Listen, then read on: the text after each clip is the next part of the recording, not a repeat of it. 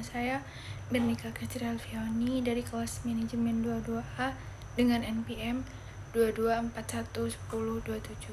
Di sini saya akan menjelaskan tentang analisis laporan keuangan. Pengertian laporan keuangan. Laporan keuangan sendiri menjadi bagian dari proses pelaporan keuangan. Kegiatan ini bisa dikerjakan oleh pihak audit di lembaga pemerintah, firma akuntan, dan lembaga lain. Tujuannya adalah memastikan akurasi serta tujuan terkait pembayaran pajak atau investasi. Pada dasarnya, laporan keuangan terbagi menjadi laporan neraca, laporan laba, rugi, arus kas, dan perubahan modal. Jenis-jenis ini berguna menjadi sumber informasi. Laporan tersebut juga akan dipakai oleh perusahaan atau stakeholder mengevaluasi. Misalnya, investor. Analisis keuangan adalah upaya yang dilakukan untuk mengevaluasi kelangsungan bisnis, subbisnis, stabilitas hingga profitabilitas informasi yang didapatkan dari laporan keuangan dalam bentuk rasio hasil laporan yang dibuat oleh analisis keuangan. Ini berupa data kuantitatif maupun kualitatif. Analisis laporan keuangan perlu dilakukan secara cermat dengan menggunakan metode dan teknik analisis yang tepat untuk menghasilkan keputusan yang tepat. Kinerja keuangan suatu perusahaan sangat bermanfaat bagi berbagai pihak, seperti investor, kreditur, analisis, konsultan keuangan, pemerintah, dan pihak manajemen sendiri. Ada beberapa definisi analisis laporan keuangan menurut para ahli. Yang pertama, menurut Harjito dan Martono, analisis laporan keuangan merupakan analisis mengenai kondisi keuangan suatu perusahaan yang melibatkan neraca, laba, rugi. Yang kedua, menurut Harahap, analisis laporan keuangan berarti menguraikan pos-pos laporan keuangan menjadi unit informasi yang lebih kecil dan melihat hubungannya yang bersifat signifikan atau yang mempunyai makna antara satu dengan yang lain, baik antara data kuantitatif maupun non-kuantitatif, dengan tujuan untuk mengetahui kondisi keuangan lebih dalam yang sangat penting dalam proses menghasilkan keputusan yang tepat. Berdasarkan pendapat oleh beberapa ahli di atas, maka dapat disimpulkan bahwa analisis laporan keuangan adalah menguraikan pos-pos laporan keuangan yang melibatkan neraca dan laba rugi untuk mendapatkan informasi dan kondisi keuangan suatu perusahaan lebih dalam yang sangat penting dalam proses menghasilkan keputusan yang tepat. Metode dan teknik analisis laporan keuangan. Menurut Kasmir, terdapat dua macam metode analisis laporan keuangan yang biasa dipakai, yaitu yang pertama, analisis vertikal. Ini merupakan analisis yang dilakukan terhadap hanya satu periode laporan keuangan saja. Informasi yang diperoleh hanya untuk satu periode dan tidak diketahui perkembangan perusahaan dari periode ke periode. 2. Analisis horizontal dinamis merupakan analisis yang dilakukan dengan membandingkan laporan keuangan untuk beberapa periode.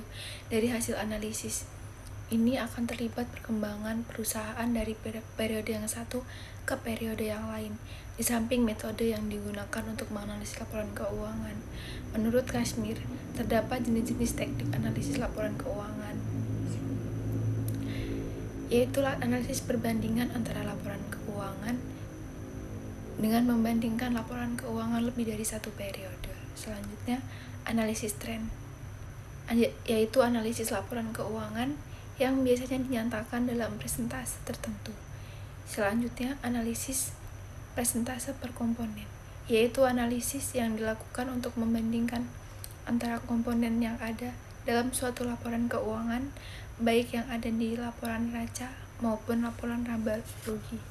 Selanjutnya, analisis sumber dan penggunaan dana, yaitu analisis yang dilakukan untuk mengetahui sumber-sumber dana perusahaan dan penggunaan dana dalam satu periode. Yang kelima, analisis sumber dan penggunaan kas, yaitu analisis yang digunakan untuk mengetahui sumber-sumber kas perusahaan dan penggunaan uang kas dalam satu periode. Selanjutnya, analisis rasio, yaitu analisis yang digunakan untuk mengetahui hubungan pos-pos yang ada dalam suatu laporan keuangan atau pos-pos antara laporan keuangan neraca dan laporan laba rugi. Selanjutnya, analisis kredit, yaitu analisis yang digunakan untuk menilai layak tidaknya suatu kredit dikuncurkan oleh lembaga keuangan seperti bank. Selanjutnya, analisis laba kotor, yaitu analisis yang digunakan untuk mengetahui jumlah laba kotor dari periode satu ke periode. Selanjutnya, analisis titik pulang pokok disebut juga analisis titik impas atau break even point, yaitu analisis yang digunakan untuk mengetahui pada kondisi berapa penjualan produk dilakukan dan perusahaan tidak mengalami kerugian. Jenis-jenis laporan keuangan. Berdasarkan pernyataan standar akuntansi keuangan tahun 2015, komponen keuangan yang lengkap terdiri atas laporan posisi keuangan pada akhir periode, laporan laba rugi dan penghasilan kompresif lain selama periode, laporan perubahan ekuitas selama periode, laporan arus kas selama periode. Catatan atas laporan keuangan berisi ringkasan kebijakan akuntansi yang signifikan dari informasi penjelasan ini. Selanjutnya, laporan posisi keuangan pada awal periode terdekat. Sebelumnya, ketika entitas menerapkan suatu kebijakan akuntansi secara retrospektif atau membuat penyajian kembali pos-pos laporan keuangan, atau ketika entitas mengklarifikasi pos-pos dalam laporan keuangan. Keunggulan analisis rasio keuangan. Analisis rasio keuangan memiliki beberapa keunggulan sebagai berikut. 1. Rasio merupakan angka-angka yang lebih mudah dibaca dan ditafsirkan. 2. Rasio dapat mengidentifikasi posisi perusahaan dalam industri. Yang ketiga, rasio sangat bermanfaat dalam pengambilan keputusan. Yang keempat, dengan rasio lebih mudah untuk melihat tren perusahaan serta memprediksi di masa yang akan datang. Tujuan analisis keuangan, yaitu membuat analisis keuangan untuk sebuah bisnis atau perusahaan sangat penting untuk dilakukan. Hal ini berkaitan erat dengan laba rugi perusahaan serta perkembangan bisnis di masa mendatang. Beberapa tujuan analisis sebuah keuangan perusahaan. Yang pertama, profitabilitas. Salah satu tujuan dari melakukan analisis keuangan adalah untuk mengetahui profitabilitas sebuah perusahaan. Profitabilitas sendiri merupakan kemampuan perusahaan untuk bisa menghasilkan keuntungan serta mendukung pertumbuhan laba perusahaan dalam jangka pendek maupun jangka panjang. Untuk mengetahui profitabilitas ini bisa dilihat dari laporan laba rugi. Yang kedua, solvabilitas. Tujuan dari melakukan analisis laporan keuangan yang selanjutnya adalah solvabilitas. Perusahaan ini merupakan kemampuan perusahaan dalam memenuhi semua kewajiban. Hal ini diperoleh dan membandingkan seluruh kewajiban dengan semua aset serta membandingkan semua kewajiban dan ekuitas.